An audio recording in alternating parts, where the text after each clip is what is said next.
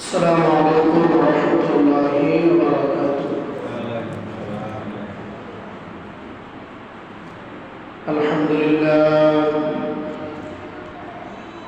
الحمد لله نحمده ونستعينه ونستغفره ونؤمن به ونتوكل عليه ونعوذ بالله من شرور أنفسنا ومن سيئات أعمالنا من يهده الله فلا مضل له ومن يضلل فلا هادي له وأشهد أن لا إله إلا الله وحده لا شريك له وأشهد أن محمدا عبده ورسوله الذي أرسله بالحق بشيرا ونذيرا وداعيا إلى الله بإذنه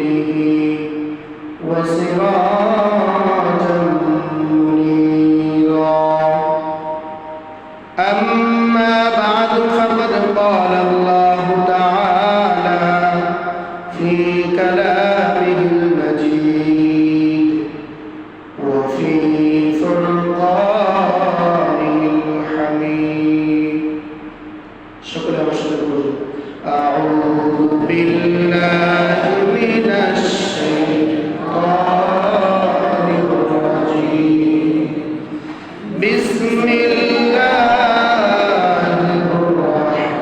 الرحمن الرحيم فمن يعمل مثقال ذرة خيرا يره ومن يعمل مثقال ذرة شرا يره وقال رسول الله صلى الله عليه وسلم إذا كان ليلة النصف من شعبان فقوموا ليلها وصوموا يومها أو كما قال عليه الصلاة والسلام وقال تعالى إن الله وملائكته يصلون على النبي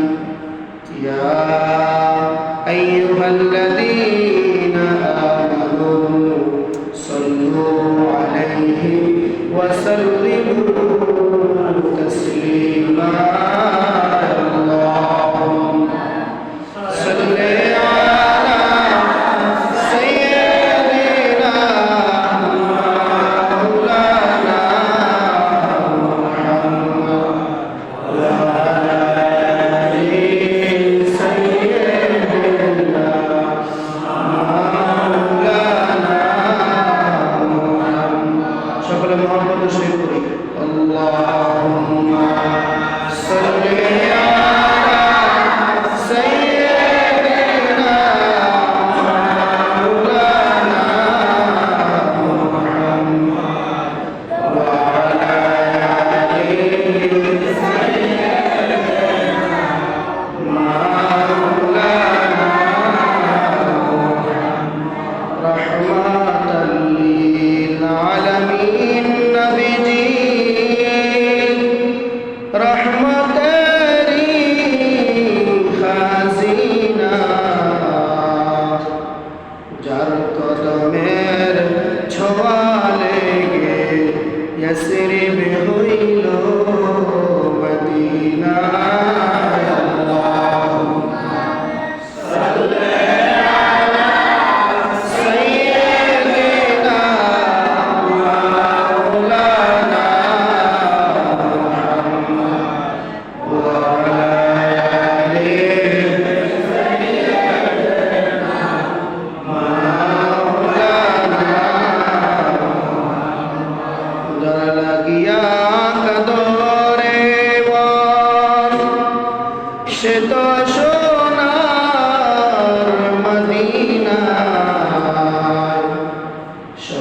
যোগে দেখতে পাইবা হলে তাহার দিওয়ানা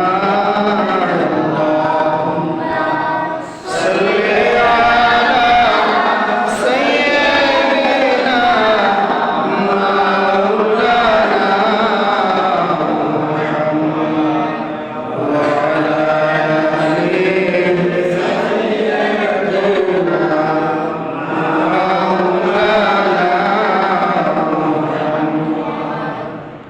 আলহামদুলিল্লাহ। মহান রব্বুল আলামিনের দরবারে লাখ লাখ কোটি কোটি শুকর সুজুদ যে মহান রব্বুল আলামিন আমাদেরকে দুনিয়ার ব্যস্ততম কাজ থেকে ফারেক করে এমন একটা রাত, বরকতময় রাত, আমাদেরকে দ্বীনি পরিবেশে আল্লাহর ঘর মসজিদে এসে সালাতুল ইশার জামাতে সাথে আদায় করার মতো তৌফিক দান করেছেন। এই জন্য সে মহান রব্বুল আলামিনের দরবারে অন্তরের গভীর থেকে শুকরিয়া আদায় করে বলি আলহামদুলিল্লাহ। অসংখ্য অগণিত দুরূদ সালাম প্রেরণ করছি বিশ্ব মানবতার মুক্তির দূত, দু জাহানের বাদশাহ সৈয়দুল মুরসালিন খাতামুন নবিয়্যিন জনাব হযরত মুহাম্মদ মুস্তাফা সাল্লাল্লাহু আলাইহি ওয়াসাল্লামের উপর। আমরা আজকের এমন একটি রাত আমাদের সামনে এসেছে যেটাকে আমরা এক নামে জানি শবে বারাত। যদিও কোরআনের কোথাও হাদিসের কোথাও শবে বারাত নামে কোনো নাম নাই। হাদিস শরীফের মধ্যে বলেছেন লাইলাতুন নিসফি মিন শাবান, অর্থাৎ শাবান মাসের মধ্য রজনী। শাবান মাসের মধ্য রজনী, অর্ধেক শাবান। আমরা সবাই জানি আজকের এই দিনটার নাম, রাত্রিটার নাম হচ্ছে শবে বারাত। সব শব্দটা হচ্ছে ফার্সি শব্দ। এই সব শব্দের অর্থ হচ্ছে রাত, আর বারাত শব্দটা হচ্ছে আরবি শব্দ। এই বারাত শব্দের তিনটা অর্থ আছে। মুফাসসিরিনে কেরাম তিনটা অর্থ বলেছেন। এক নম্বর অর্থ শবে বারাত। বারাত শব্দের অর্থ হচ্ছে মুক্তি, অর্থাৎ শবে বারাত অর্থ হচ্ছে মুক্তির রাত। আল্লাহ তাআলা আজকের এই রাতে আল্লাহ তাআলা অধিকাংশ বান্দাদের গুনাহ মাফ করে দেবেন। সুবহানাল্লাহ। এই জন্য আজকের এই রাতটাকে বলা হয় মুক্তির রাত। অধিকাংশ বান্দাদেরকে গুনাহ মাফ করবেন, তবে দুইটা শ্রেণীর লোক ছাড়া। এক নাম্বার হলো যে আল্লাহ তাআলার সাথে কাউকে শরীক করে ওই বান্দাকে আল্লাহ গুনাহ মাফ করবে না। আরেকটা বান্দা হচ্ছে যেই বান্দার মনের ভিতরে অন্যের জন্য হিংসা কাজ করে, অর্থাৎ যে আল্লাহ তাআলার সাথে শরীক করে আল্লাহ তাকে মাফ করবে না। দুই নাম্বার হলো যার মনের ভিতরে হিংসা কাজ করে, অপর একজন একটা কাজ করছে তার হিংসা করে, আল্লাহ তাআলা হিংসুককে মাফ করবে না। দুই নাম্বার অর্থ হচ্ছে শবে বারাতের দুই নাম্বার অর্থ হচ্ছে ভাগ্যের রজনী। আজকের এই রাত্রিতে যার গুনাহ মাফ করবেন সে হলো প্রকৃতপক্ষে ভাগ্যবান, আর যার গুনাহ মাফ হবে না সে হলো দুনিয়ার সবচাইতে বড় অভাগা, যাকে আমরা বলি দুর্ভাগ্য। এজন্য যেহেতু যার গুনাহ মাফ হবে তার কপাল ভালো, ভাগ্য ভালো, এজন্য এই রাত্রিটাকে বলা হয় ভাগ্যের রজনী। আল্লাহর হাবিব সাল্লাল্লাহু আলাইহি সাল্লাম ইরশাদ করেছেন, শবে বারাতের রাত্রিতে একটা গোত্র আছে কালব নামক গোত্র, তারা মেষ চড়াইত। বলে ওই মেষের শরীরে যেই পরিমাণ পশম আছে তার চাইতেও অধিক পরিমাণের বেশি আল্লাহ বান্দার গুনাহ মাফ করবেন। সুবহানাল্লাহ। এই শবে বারাতের রাত্রিতে। তাহলে আমরা বুঝলাম শবে বারাত শব্দের অর্থ হচ্ছে মুক্তির রাত। দুই নাম্বার বুঝলাম শবে বারাত শব্দের অর্থ ভাগ্যের রজনী। তিন নাম্বার অর্থ হচ্ছে বারাত শব্দটা আসছে বারাত থেকে। বারাত শব্দের অর্থ হচ্ছে কর্তন করা, অর্থাৎ কাটা, কমানো। যেহেতু আল্লাহ তাআলা এই রাত্রিতে গুনাহ মাফ করবেন, আমাদের জীবন থেকে আল্লাহ গুনাহগুলো মুছে দিবেন, গুনাহগুলোকে ছাঁটাই করবেন, এজন্য বারাত শব্দের আরেকটা অর্থ হচ্ছে কর্তন করা। অর্থাৎ কর্তন করা অর্থ হচ্ছে গুনাহ কর্তন করা। তাহলে এই রাত্রিটার দাম আছে না নাই? আছে। এই আমাদের মধ্যে অনেক জাতি আছে বলে এই রাত্রিতে কোনো আমল নেই, বরং আল্লাহর হাবিব বলেছেন এই রাত্রিতেই আল্লাহ তাআলা গুনাহ মাফ করবেন, অসংখ্য বান্দাদের গুনাহ মাফ করবেন। আর আমাদের কিছু জাতি বলে এই রাত্রি কোনো দাম নাই, নফল ফললে সওয়াব, না ফললে গুনাহ নাই। হ্যাঁ, এটা ঠিক, নফল ফললে সওয়াব, না ফললে গুনাহ নাই। তবে নফল নামাজ পড়া নিয়ম হলো একাকী পড়া। আবার শরীয়ত এটাও বলে কেউ যদি একসাথে হয় আমল করার জন্য, এর দ্বারা যদি আমাদের ফায়দা হয় যে একজনের দেখা দেখি আরেকজনে আমল করবে, এটাও সম্পূর্ণ জায়েজ। কিন্তু আল্লাহর হাবিব সাল্লাল্লাহু আলাইহি সাল্লাম নফল নামাজগুলো ঘরে একাকী করতেন। হযরত আয়েশা সিদ্দিকা রাদিয়াল্লাহু আনহা বলেন আল্লাহর হাবিব সাল্লাল্লাহু আলাইহি সাল্লাম আমার সাথে একই বিছানায় শোয়া ছিল, কিন্তু মাঝ রাতে উঠে দেখি আমার পাশে আল্লাহর হাবিব নাই। আমি খোঁজ করলাম কোথায় আছে কোথায় আছে, কোথাও নাই। গিয়ে দেখি ঘরের এক কর্নারে দাঁড়াইয়া নামাজ পড়তেছে। সুবহানাল্লাহ, পা গুলা ফুলে কলা গাছের মতো হয়ে গেছে। যেই রাসূলের আগে এবং পেছনে কোনো গুনাহ নাই, সেই রাসূল রাতের অন্ধকারে নফল নামাজ কি পরিমাণ আদায় করতেন যে পা পর্যন্ত ফুলে গেছে। আমাদের মধ্যে তো ফরজটাই নাই, নফল তো পড়ে।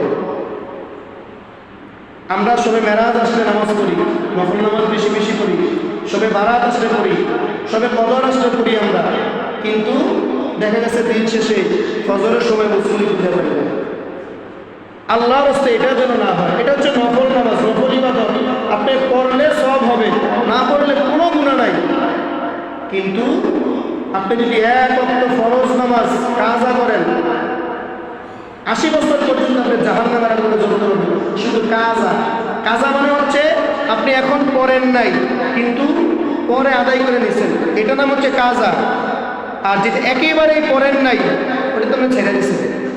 তাহলে কাজার জন্য যদি এই পরিমাণ গুনাহ হয়, আর আপনি ওয়াক্ত ছেড়ে দিলে কি অবস্থা হবে? এজন্য আমরা নফল করব, পাশাপাশি যেন আমাদের ফরজগুলো ঠিক থাকে। করবো তো ইনশাআল্লাহ। আল্লাহ তাআলা আমাদের সকলকে কবুল করুন। তো বারাত, আজকে যেহেতু লাইলাতুল বারাত, নিসফে বিন শাবান, এই রজনীটা খুব গুরুত্বপূর্ণ রাত। এই সবে বারাতের ফজিলত বর্ণনা করতে গিয়ে বড় বীর আব্দুল কাদের জিলানী রহমতুল্লাহি আলাইহি বলেন, মুসলমানদের জন্য দুনিয়ায় দুইটা ঈদ আছে, একটা হলো ঈদুল ফিতর, আরেকটা হলো ঈদুল আজহা। এটা হচ্ছে মুসলমানদের জন্য, মানুষদের জন্য দুইটা ঈদ আছে। ফেরেশতাদের জন্য দুইটা ঈদ আছে। ফেরেশতাদের জন্য ঈদ হলো, একটা হলো শবে বারাত, আরেকটা হলো শবে কদর। মুসলমানদের ঈদ, মানুষের ঈদ দিনে না রাতে? দিনে। আমরা তো ঈদের নামাজ দিনে পড়ি, ঈদের আনন্দ যত সব দিনে শেষ। কেন? বলে মানুষ দিনে ঘুমায় না, এজন্য তার ঈদ দিনের বেলা, আর ফেরেশতাদের ঈদ রাতের বেলা। বলে ফেরেশতারা কি দিনে ঘুমায়? না, দিন রাত 24 ঘন্টা আল্লাহ তাআলার তাসবিহ জপতে থাকে ফেরেশতা। ফেরেশতাদের কাজই হলো এটা। আল্লাহ তাআলা যখন বলেছেন ফেরেশতাদেরকে, ও ফেরেশতারা, আমি দুনিয়ায় মানুষ বানাইতে চাই, তোমরা কি বলো? ফেরেশতারা বলল, কি দরকার আছে? আমরা তো সারাক্ষণ তোমার তাসবিহ করতেছি, কেন বানাইবা? কয় না, আমি যা জানি তোমরা তা জানো না, আমি চাই দুনিয়াতে কিছু মানুষ বানাই। বলল আল্লাহ, তুমি মানুষ যদি বানাও, দুনিয়াতে তারা মারামারি কাটাকাটি করবে, রক্তের হোলি খেলায় মারবে, মানুষ বানানোর কোনো প্রয়োজন নাই। বলে না, আমি বানাবো। আল্লাহ তাআলা বানাইছে মানুষ। এখন দেখেন বর্তমান সমাজে মারামারি আসেনি, মারামারি কাটাকাটি খুনাখুনি চলতেছে। আল্লাহ তাআলা আমাদেরকে বানাইছে কেন? আল্লাহর ইবাদত করার জন্য। আল্লাহ আমাদেরকে দিন দিচ্ছেন, আপনি রুজি রোজগার করেন সারাদিন, কোনো সমস্যা নাই, কিন্তু আপনার ওয়াক্ত মতো নামাজ আদায় করেন। যখন নামাজ আদায় করলে 10 থেকে 15 মিনিট সময় লাগে। আপনি যেই গৃহস্থের বাড়িতে কাজ করেন, যদি বলেন আমি নামাজ পড়বো, আপনারা কি 10 মিনিট সময় দিব না? সে যদি মুসলমান হয় অবশ্যই সময় দিব।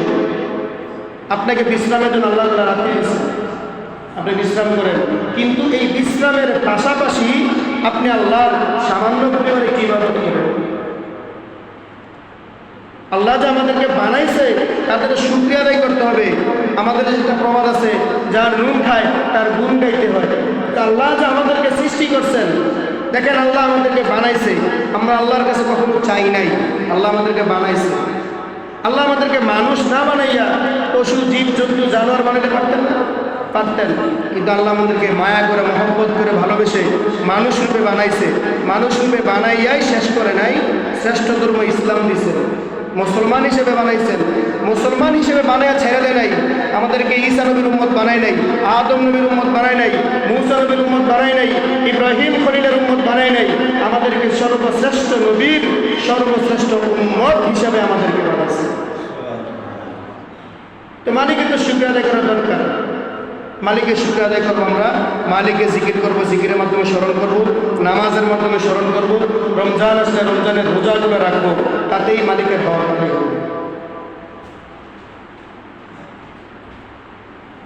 বরফির আব্দুল কাদের জিলানী রহমতুল্লাহ আলাই এই শবে বারাতের ফজিলত বর্ণনা করতে গিয়ে বলেন, মানুষের জন্য 2টা ঈদ আছে, ঈদ উল ফিতর, ঈদ উল আজহা, আর ফেরেশতাদের জন্য 2টা ঈদ রয়েছেন। এই 2টা ঈদ হচ্ছে, একটা হচ্ছে শবে বারাত আর একটা হচ্ছে শবে কদর। মানুষের ঈদ হচ্ছে দিনের বেলা, কেন মানুষ দিনে ঘুমায় নাই, আর ফেরেশতাদের ঈদ রাতের বেলা, কেননা ফেরেশতারা রাতে ঘুমায় নাই। রাসূলুল্লাহ সাল্লাল্লাহু আলাইহি সাল্লাম ইরশাদ করেন, এই শবে বারাতের রাত্রিতে আল্লাহ তাআলা আগামী 1 বছর, আগামী শবে বরাতের আগ পর্যন্ত কারা দুনিয়াতে জন্মগ্রহণ করবে, কারা দুনিয়া থেকে বিদায় নিয়ে যাবে, কারা কি খাবে, কখন কোথায় যাবে, কখন টাকা পয়সার মালিক হবে, কখন গরিব হবে, আজকের এই দিনে আল্লাহ তাআলা খাতার মধ্যে লিপিবদ্ধ করেন। সুবহানাল্লাহ। বুঝছেন? আজকের এই দিনে আল্লাহ তাআলা লিখবেন আগামী 1 বছরের ভিতরে কার করে কে জন্মগ্রহণ করবে, দুনিয়া থেকে কারা মৃত্যুবরণ করবে, কার রিজিক কি, কখন কে কি খাবে, আজকের এই দিনে লিপিবদ্ধ করবে। দাম আছে না এই রাত্রিটার? অবশ্যই দাম আছে, এটা আমরা কাজে লাগাইতে হবে। আরেকটা শোনেন, ফেরেশতারা বান্দাদের আমল নামা 1 সপ্তাহের ভিতরে 2 দিন আল্লাহ তাআলার কাছে নিয়ে যায়। একটা হলো সোমবার দিন, আরেকটা হলো বৃহস্পতিবার দিন। 1 সপ্তাহের আমল আল্লাহর কাছে 2 দিন, সপ্তাহে 2 দিন, সোমবার এবং বৃহস্পতিবার আল্লাহ তাআলার কাছে পৌঁছায়। আর পুরা 1 বছরের আমল নামা এই শবে বরাতের রাত্রিতে আল্লাহর কাছে পৌঁছায়। সুবহানাল্লাহ। এজন্যই আল্লাহ তাআলা এই রাত্রিতে গুনাহ মাফ করবেন। এজন্যই রাসূলুল্লাহ সাল্লাল্লাহু আলাইহি ওয়াসাল্লাম ইরশাদ করেন, ইযা কানাত লাইলাতুন নিসফি মিন শাবান, যখন তোমরা শাবান মাস পাইবা তখন তোমাদের কাজ কি? ফাকুমু লাইলাহা ওয়া সুমু ইয়াওমাহা। ফাকুমু লাইলাহা, তোমরা রাতে ইবাদত করো, ওয়া সুমু ইয়াওমাহা, এবং তোমরা পরের দিন রোজা রাখো। বলে আমরা 3টা রোজা রাখি কেন? আল্লাহ হাবিব সাল্লাল্লাহু আলাইহি সাল্লাম প্রত্যেক মাসের, আরবি মাসের 13, 14, 15 এই 3টা রোজা রাখতেন। প্রত্যেক মাসের, আরবি মাসের 13, 14, 15 তারিখ রোজা রাখতেন। 2 নাম্বার হলো রজব এবং শাবান মাস যখন আসে, আল্লাহ হাবিব সাল্লাল্লাহু আলাইহি সাল্লাম নফল নামাজ বেশি পড়তেন এবং নফল রোজা বেশি রাখতেন। এজন্য আমরা রোজা রাখি। আরেকটা হলো, যেহেতু বলছি ফাকুমু লাইলাহা ওয়া সুমু ইয়াওমাহা, রাত্রি ইবাদত করো, পরের দিন রোজা রাখো, এই জন্য আমরা পরের দিন রোজা রাখি। এই হলো মোট 3টা। যদি আমরা 3টা রোজা রাখি তাহলে 3 in 1, অর্থাৎ 1 এর ভিতর 3। আল্লাহর হাবিবের সুন্নাত হলো 3টা রোজা রাখা, আমাদের সুন্নত আদায় হয়ে গেল। শাবান এবং রজব মাসের যেই নফল রোজা বেশি রাখতেন এটাও আমাদের আদায় হয়ে গেল। লাইলাতুন নিসফি মিন শাবানের পরের দিন রোজা রাখা, আমরা যদি 3টা রোজা রাখি এটাও সর্বশেষ রোজাটা রাখা হয়ে গেল। তাহলে আমরা যদি 3টা রোজা রাখি আল্লাহর হাবিবের সুন্নত আমাদের আদায় হয়ে গেল। নফল নামাজ রাখলাম, আল্লাহ রাসূলের সুন্নত আদায় হয়ে গেল। এই জন্য আমরা 3টা রোজা রাখবো। হয়তো আমরা অনেকে 2টা রোজা রাখছি, ইনশাল্লাহ আজকে রাত্রে সেহরি খেয়ে আবার আগামীকাল রোজা রাখবেন, তাহলে 3টা রোজা আদায় হয়ে যাবে ইনশাআল্লাহ। আল্লাহ তাআলা এই রাত্রিতে আল্লাহ তাআলা বলেন ফাইন্নাল্লাহা তাআলা ইয়ানজিলু ফিহা লিগুরুবিশ শামসি ইলা সামাইদ দুনিয়া। আল্লাহ তাআলা বলেন এই রাত্রে সূর্যাস্তের পরে দুনিয়ার আসমানে অর্থাৎ প্রথম আসমানে আল্লাহ তাআলা অবতীর্ণ হন। শবে বারাতের রাত্রিতে আল্লাহ তাআলা প্রথম আসমান অবতীর্ণ হন। অবতীর্ণ হয় কি বলেন ফায়াকুলু আলা মিন মুস্তাগফির। আল্লাহ তাআলা বলেন আলা মিন মুস্তাগফির, আছো দুনিয়ায় কোন আমার বান্দা আছো যে আমার কাছে ক্ষমা চাইবা? যদি ক্ষমা চাও ফাগফিরুল্লাহ, আমি আল্লাহ তাদের গুনাহগুলোকে মাফ করে দেব। কে বলেন? আল্লাহ তাআলা বলেন এই রাত্রিতে শবে বরাতের রাত্রিতে সূর্যাস্তের পর অর্থাৎ সন্ধ্যার পরেই আল্লাহ তাআলা প্রথম আসমানে আইসা ডাক দেন ফায়াকুলু আলা মিন মুস্তাগফির, আছো কোনো বান্দা আমার কাছে ক্ষমা চাইবা? ফাগফিরুল্লাহ, আমি আল্লাহ তার গুনাহ মাফ করে দেব। তারপর আল্লাহ তাআলা আবার বলেন আলা মিন মুস্তারজিক, আছো কোনো বান্দা আমার কাছে রিজিক চাইবা? ফারজুকুহু, আমি আল্লাহ তার রিজিক বাড়াইয়া দেব। আল্লাহ তাআলা এভাবে শেষ করে নাই, আবার ডাক দিয়ে বলতেছেন আলা মিন মুবতালা, আছো কোনো বিপদগ্রস্ত আমার কাছে চাও, আমি আল্লাহ কি করবো? ফাআফি, আমি আল্লাহ তোমার বিপদ দূর করে দেব। আল্লাহ তাআলা এভাবে ডাকতেই থাকবেন। এরপর আবার ডাকবেন আলা কাদা আলা কাদা হাত্তা ইয়াতলিউল ফাজর। আল্লাহ তাআলা এভাবেই ফজর পর্যন্ত ডাকতে থাকবেন। সুবহানাল্লাহ। দেখেন যেখানে আমরা আল্লাহকে ডাকার কথা সেখানে আল্লাহ তাআলা আমাদের উপর দয়া করে ইহসান করে আমাদেরকে ডাকতেছে, আসো আমার কাছে গুনাহ ক্ষমা চাও, আমি আল্লাহ ক্ষমা করে দিব। আমার কাছে রিজিক চাও, দুনিয়ার কোনো মানুষের কাছে রিজিক চাইও না, আমার কাছে চাও, আমি আল্লাহ রিজিক দিব। বিপদে আসো, আমি আল্লাহর কাছে চাও, আমি আল্লাহ তোমার বিপদকে দূর করে দেব। আল্লাহ আমাদেরকে ডাকতেছে, আমরা এই ডাকও সারাদিন আমরা শিখছি শুধু দোকানে বসবো, চা খাইবো, মানুষের মন্দগুলো যা আছে এগুলো বলবো। আল্লাহ আমাদেরকে 2 চোখ দিছে কি জন্য? একটা চোখ দিয়া নিজের দোষ দেখো, আরেকটা চোখ দিয়া অপরের গুণ দেখার জন্য। আল্লাহ চোখ দিছে পরের দোষ দেখার জন্য না। আমরা এটাই করি, দোকানে বসে বসে পরের কি কে কোনো কি করছে আমরা এগুলো করি, নামাজের কোনো খবরই নেই। এই যে কয়েকদিন আগে 11 তারিখ বুড়িচং মাহফিল সম্মেলন, পুরা বুড়িচং থানার যতগুলো মাদ্রাসা আছে প্রায় 116টা না 122টা মনে মাদ্রাসা আছে। লাড়া দাও তো, এটা লাল সুইচটা একটু টিপ দাও। এটা না এটা না এটা না, নিচে নিচে ছোটো মেশিনের লাল একটা সুইচ আছে দেখো, ছোটো মেশিনের উপরে ছোটো মেশিনটায় টিপ দাও, ছোটো মেশিন লালটা আবার টিপ দাও একটা।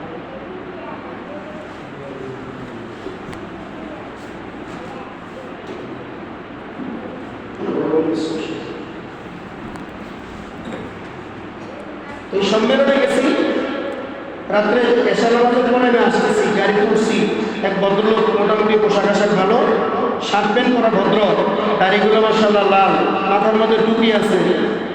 বুড়িচং বাজারে গাড়ি তুলে কী করে জানেন?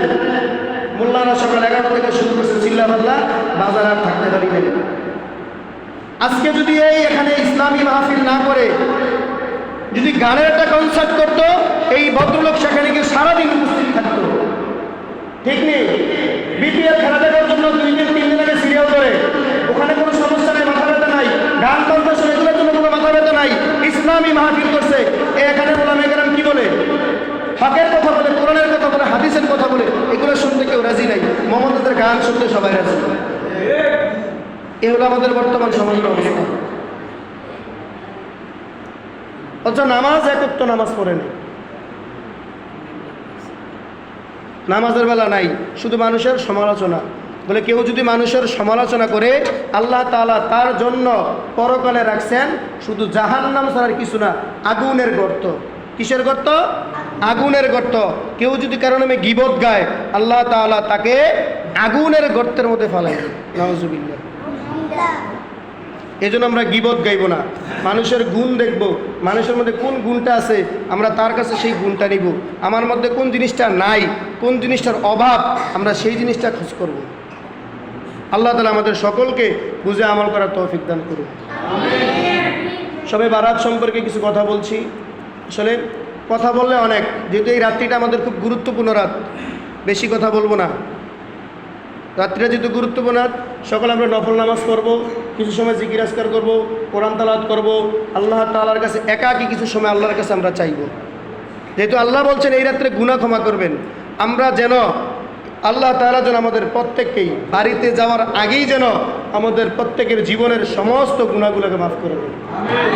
আমরা এইভাবে আল্লাহ তাআলার কাছে চাইব। নামাজ যখন পড়বো আমরা খুব খুশুখুতুর সাথে, নামাজ সম্পূর্ণ মনোযোগ যেন আমাদের নামাজের ভিতরে থাকে।